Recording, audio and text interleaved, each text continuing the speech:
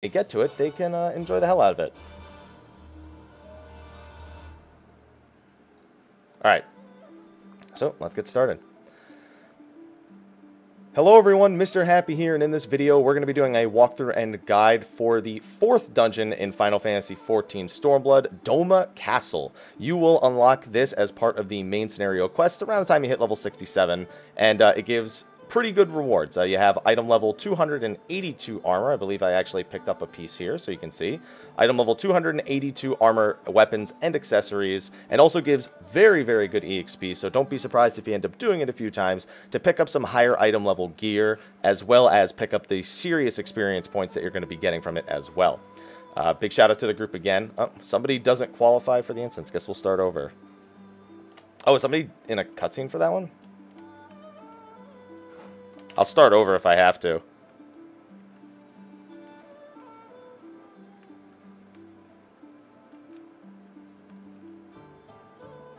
Feels bad, man.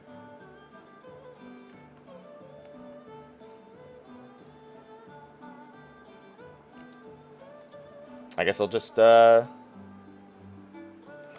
never mind. Mia said it was him. Homework will be done in 8 hours, and I bought you pickles. Yeah, I saw the pickles. I almost had one this morning. You can have it. No, I know. I was gonna have one, but I almost did. Okay. I'm gonna record this walkthrough. Alright. Hello everyone, Mr. Happy here, and in this video we're going to be doing a walkthrough and guide for Doma Castle, the level 67 dungeon in Stormblood. You'll get this a little bit later on in the main scenario quest. It rewards item level 282 weapons, armor, and accessories, and gives a pretty decent chunk of experience points, so don't be surprised if you end up doing it a few times, not only to get your item level up a little bit since it highly outscales the stuff that we actually got at the end of the previous expansion, but it also is worth serious experience points, so it should keep you ahead of any leveling curve that the main scenario quests may or may not be inflicting upon you.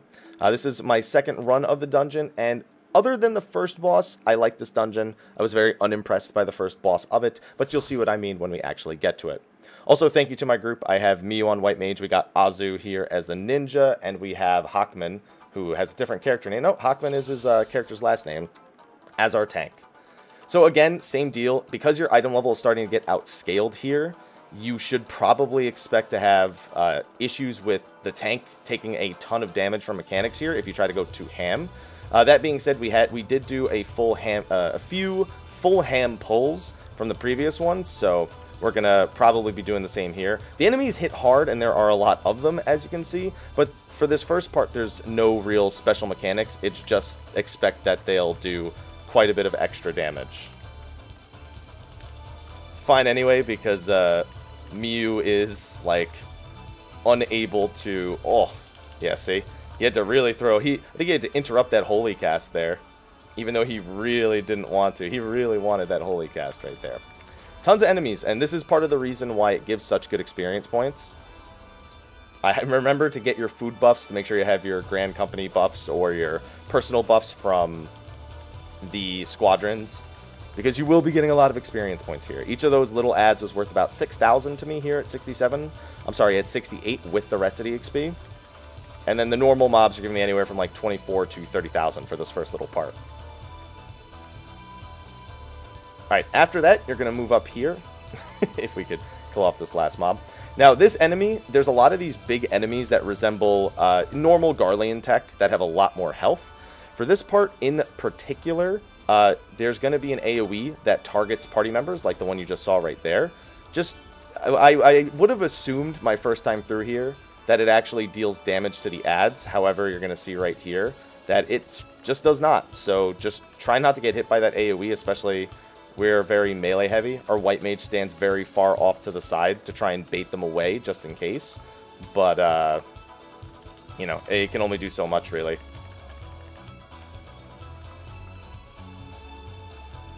You can actually see the enemy all the way up there that's actually gathering it, or that's actually shooting it.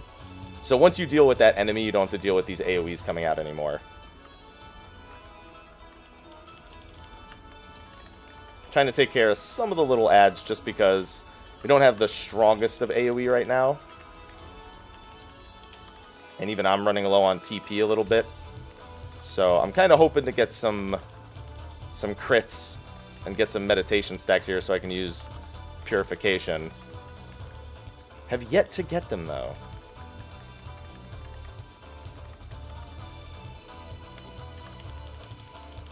Alright, well, as long as I single target, my TP will be fine until then. And at this point, they're almost dead anyway.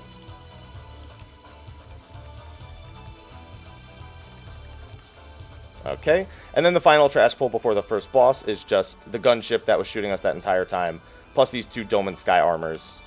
Unlike the previous Dome and Sky armors you may be used to dealing with, these ones don't just tether to a player and attack only that one player. Either way, I still make them a priority since they don't have a whole heap and lot of health here. It's one down, deal with the second one. Once you actually engage this enemy right here, as you can see, still only doing that AoE pretty much. And dies pretty fast.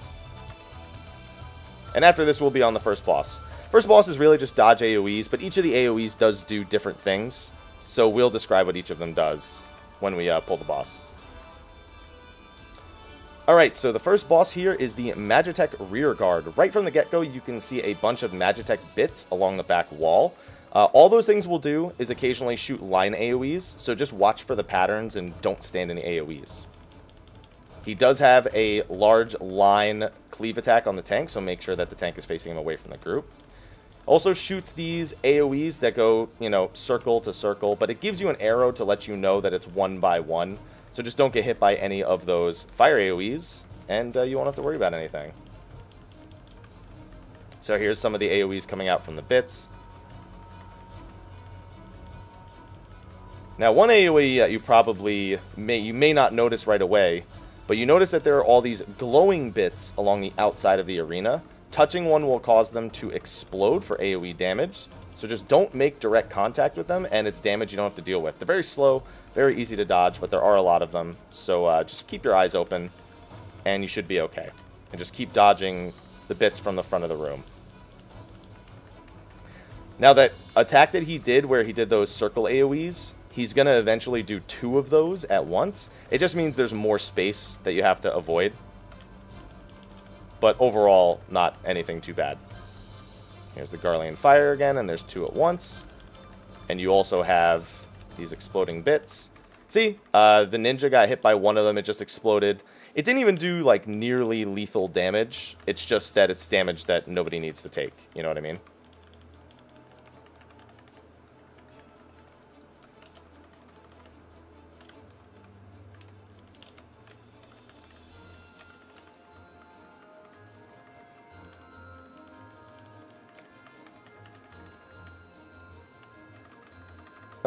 There you go. It was about 11,000 damage. So getting hit by 2 of those at once starts to get to the danger zone. Getting hit by 3 without any heals will mean it's lethal, especially if you get hit by anything else.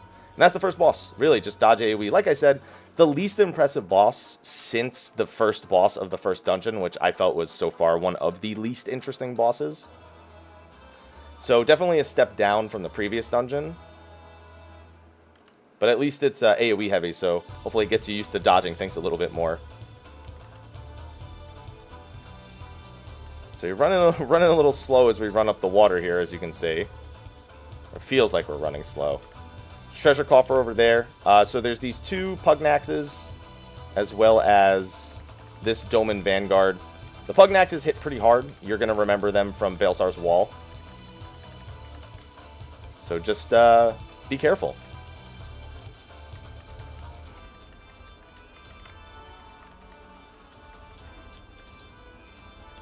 Dodge the conal AoEs, dodge the line AoEs, and just deal with everything. There's going to be a lot of AoEs and hard-hitting mobs in this next part. We actually died in our first dungeon run trying to mass pull the next part. So unless you have like a full set of I-282 gear already from this dungeon, or you're level syncing down, probably not the wisest idea to do a super pull for the next part. I don't know if they're planning on trying again. If we die, we die.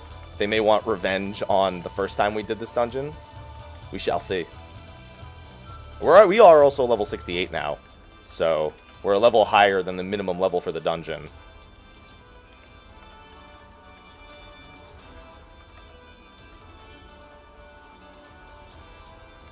That one enemy was worth 72,000 EXP. They're asking right now if we should do big or not. If it ends up being a wipe, at least you'll get somewhat of an idea of the damage output, in case you're someone considering doing it yourself. On top of that, these gun cannons are shooting AoEs constantly. So just make sure you don't get hit by those. Only important detail. There's a treasure coffer we're probably going to have to skip. So they're going to do the big pull. Wait till this AoE goes out. And then pull it behind these cannons right here. And prepare for a lot of damage. You can see the tank is just getting bullied hard. It'd be nice, if you are going to do this big pull, it would definitely be a good thing to consider using caster LB right here. Definitely. I'm even considering using just a single target LB to get rid of this Reaper. Or kill something off in this pack.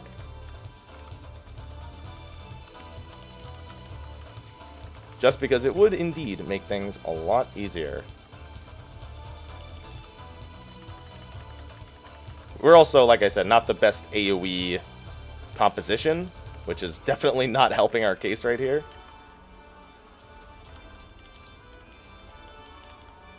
Also, not getting enough procs to get any purification. Be nice to get a purification off here, but it looks like we managed okay this time.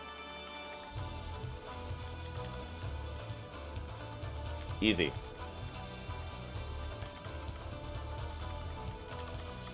Alright, that went way better than the first time we did it. Means I won't have perfect balance for the boss, but, you know, you pick and choose your battles. Alright, this boss is also mostly just dodge AoEs, but the AoEs do slightly different things pretty much. The main mechanic of this is going to be the mines that it lays down. The line mines, as I call them. Circle of Death. Avoid it. Just walk out of range. If I'm not mistaken, it also knocks you back. You have a split damage AoE right here. Stack up and split the damage. Should be used to this by now.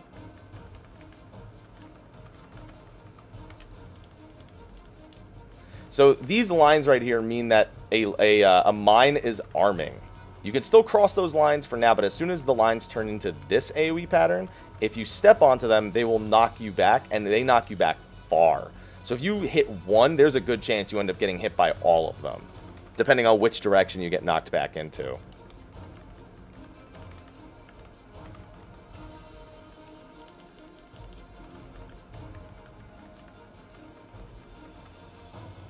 Here, I'll do one for fun. Whee! Whee! These giant AoE circles, same as the ones from, what's the place called? From the dungeon before this, Bardam's Metal. Anytime you see a circle that looks like that with the tower out the middle, it means somebody needs to take the AoE hit. So, your tank obviously is a really good candidate for that, in this dungeon in particular, just because they actually do about 11,000 damage, the split damage from that one. But you are going to have to deal with two of them simultaneously here, so you will need at least... You only need two people doing it. So you can see right here. Because of the mines, it's not a bad idea to assign range to do this. Just because I now can't get back to the boss, pretty much. I have to wait till it comes over here to the tank. I could actually Earth's Reply right now. And that would work. Just for the sake of doing mechanics, I'll lose my stacks. There you go. See, having the healer in the range do it means I can kind of just keep more uptime on the boss. Now, if somebody doesn't take those AoE towers, it just means it's about... I think it's about 11,000 damage to everybody. So if you don't do both towers, it's like, you know, it's like 22 to 24,000 damage. So if you're missing any health or your item level's really low, it's probably going to kill you. But still a pretty easy second boss. Third boss is going to take some of the mechanics from the first two bosses and reuse them and use them in a more interesting way. So keep that in mind. Dome and Shadows, just a bunch of ads. Kill them. You can't progress any further until you kill these first 6, so there's no like giant pull to do here.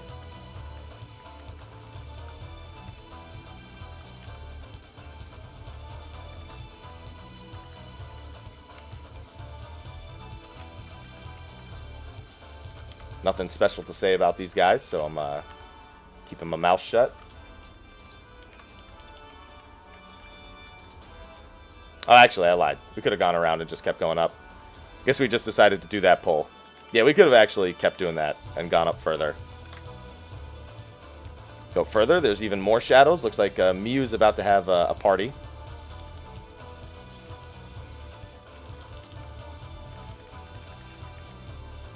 Now the door is closed, though. So now we got to finish up what we got here.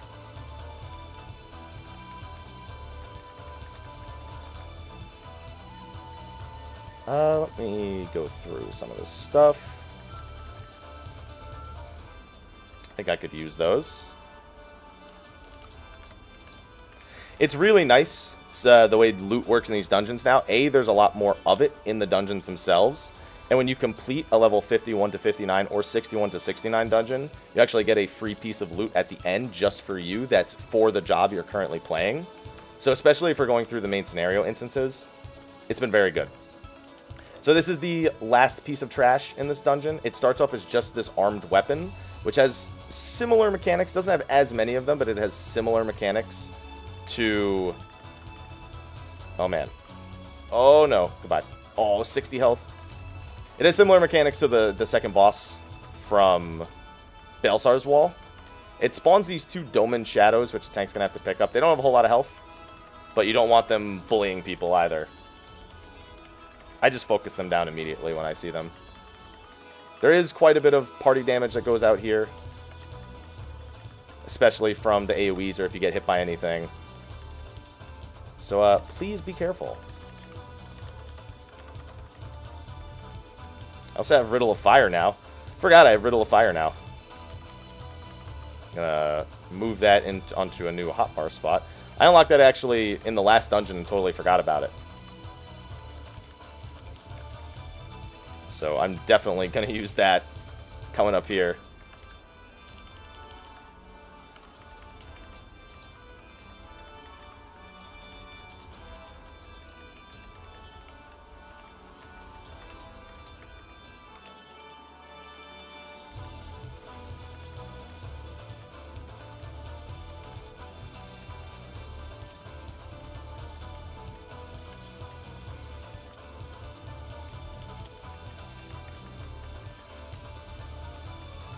Come on. Yes, as you can see, this thing has a ton of health also. Made a few mistakes while I was talking there, but still thing has a lot of health. It's worth 100,000 experience points on its own. Oh, and it spawned two more shadows. I didn't even see these guys. These guys have actually been, they've been here for a while now. Spawns the two sets of two shadows.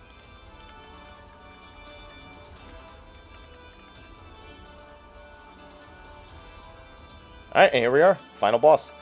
Final boss again, lots of AoEs, lots of patterns to avoid and learn.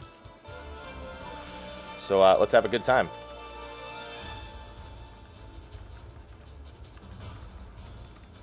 Alright, so I'll talk about the mechanics as they come out. First one, I believe, is his Tank Buster Chainsaw.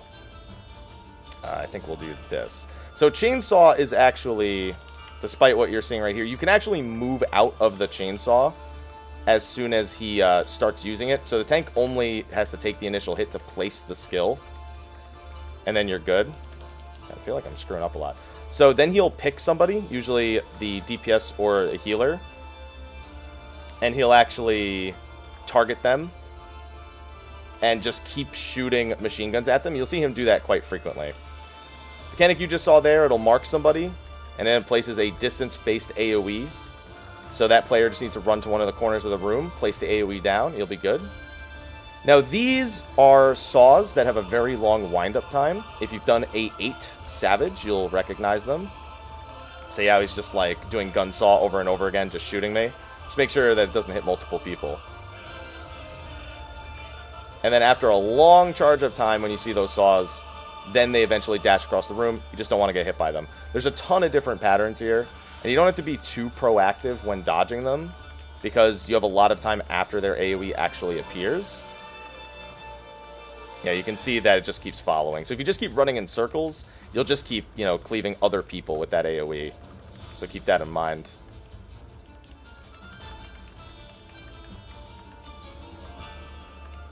Now we also have the Trip Mine AoEs, which gives you a little bit less space to work with.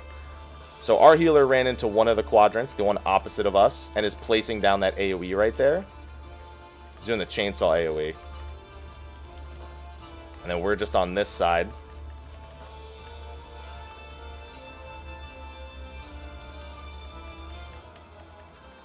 We're having a pretty easy time about it. And at this point, you've seen all the mechanics. It's just a matter of dodging all the different patterns of the saws that come out. And not stacking up these AoEs, because now you have a lot less room to work with these AoEs. And that's all it is. It's pretty simple. Like I said, most of this dungeon is just dodge AoEs, dodge AoEs. There's just a lot of different patterns. So hopefully, hopefully you don't have too hard of a time. It shouldn't be too hard of a dungeon for you to overcome, actually. I don't know if Mio wants that. I'll pass on it. Even if he did, he would just need on it. So yeah, just to move the gunsaw away, you can move out of chainsaw once he starts casting it. So you don't have to stand there and take all the damage by it. And then avoid all the AoEs and don't stack on top of each other with the targeted AoEs. And you're good to go.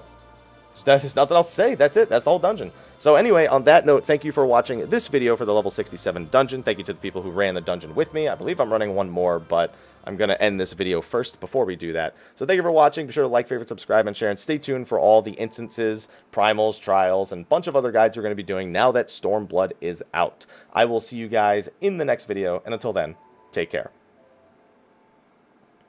All right, and we good? Let's go back.